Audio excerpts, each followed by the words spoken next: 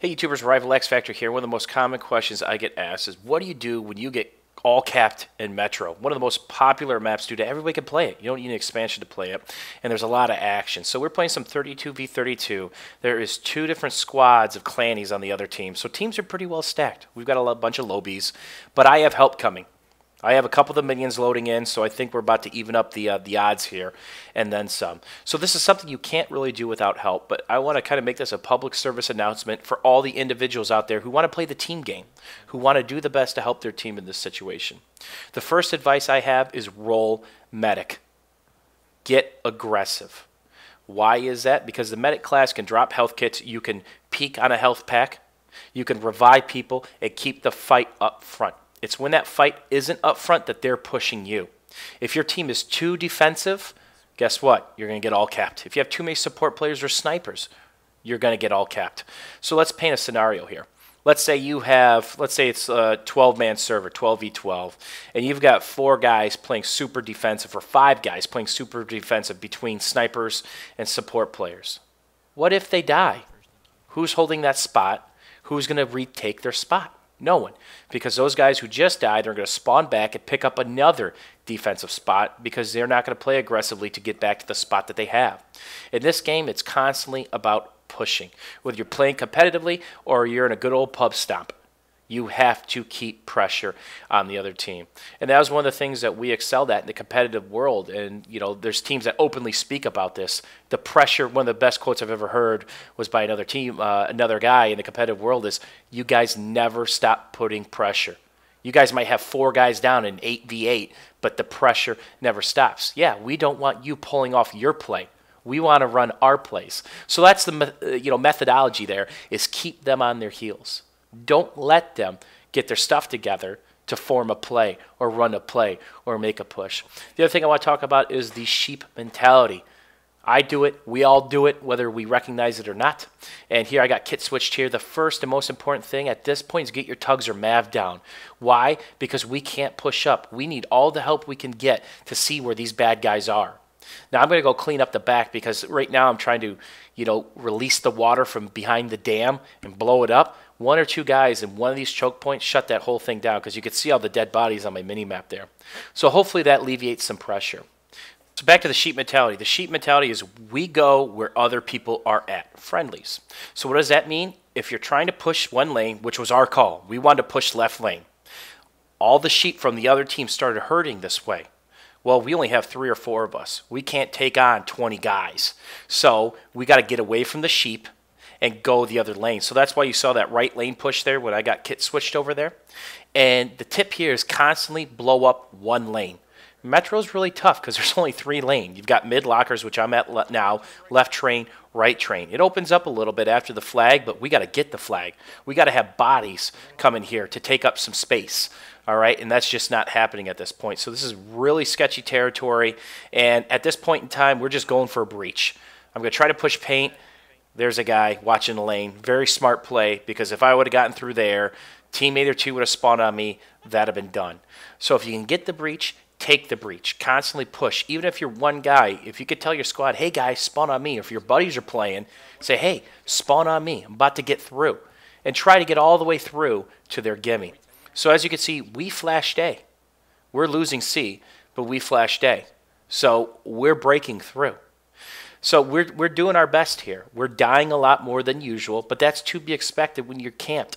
When you're camped out, there guys going to be in every nook, cranny, head glitch spot, shotguns in the tunnels, which are your worst nightmare, shotgun slug in the tunnel. There's nothing you can do about that unless you have a shotgun slug, a dart, a sniper rifle, but then you can only take on one target. So again, my advice here is roll medics. Now, what do you do on heavy vehicle maps?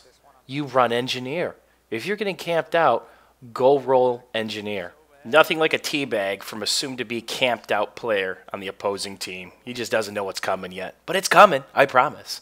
So anyway, roll medic, roll engineer, roll the classes that are going to be the most beneficial to your team in that situation. All right, NGs aren't going to really help you on this map, right? So we're back raging to get back to C. We've got A. We've got B locked up and I shot the med pack so he can't sit on it and soak it up, right? If you see a med pack, shoot it. He laid it for a reason. He's hurt or the guys next to him are hurt. So now we can start playing a little bit more defensively. And that's the challenge for you guys. If you really want to grow as a player, learn to play aggressively and downshift to a defensive play style. It's the guys who play defensively or cherry pick 90% of the time that limit their growth within the FPS world because you're a one-dimensional player. It's important to be a multi-dimensional player in any shooter, right? So expand your portfolio of talent, your repertoire, and here I'm going to reload first. Why? And I'm reviving looking up. I actually did a How to Be a Better Noob series all about reviving and where I look and why. Because somebody's coming, I got to blast them in the face. If I don't have any bullets in the mag, we're all dead, right?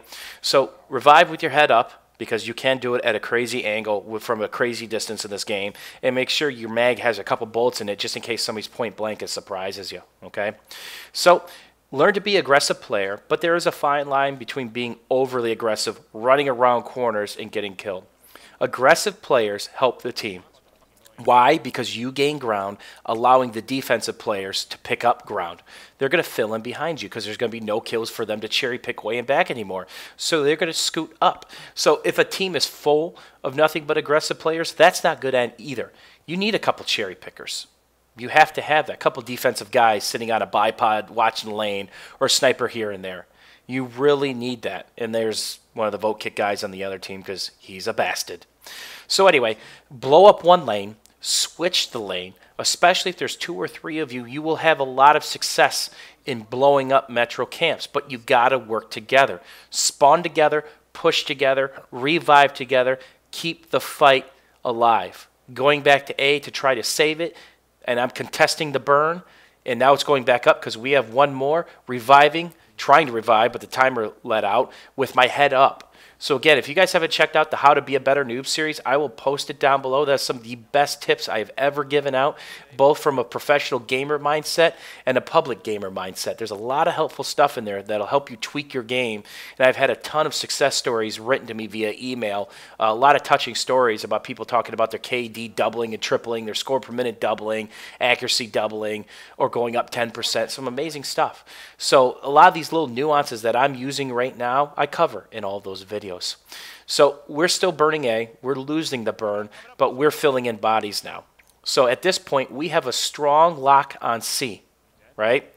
So I feel really good about that. So I'm going to keep contesting A and kind of let B to the wolves, right? Unless I have to spawn back and I'm forced.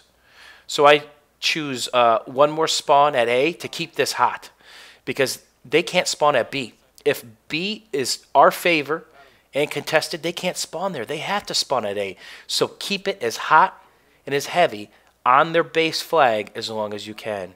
So long story short, we broke this camp by working as a team, blowing up 1 or 2 different lanes, alternating the pressure. My advice to anybody who wants to hold a camp, if you see somebody on the minimap behind you, go chase them down. If you see a back flag flashing, go save it. We were able to take this because we got pressure through on A. We kept putting pressure on C, eventually creeping to B. But if you let a small fire smolder, it'll grow into a big fire. I promise you that. And that's what happened here. We had a couple guys get through A, and then we got A. Then we could push on both. So if you're playing as an individual, pay attention to that stuff. You might have just saved your team the game by simply killing 1 to 2 guys. That's it.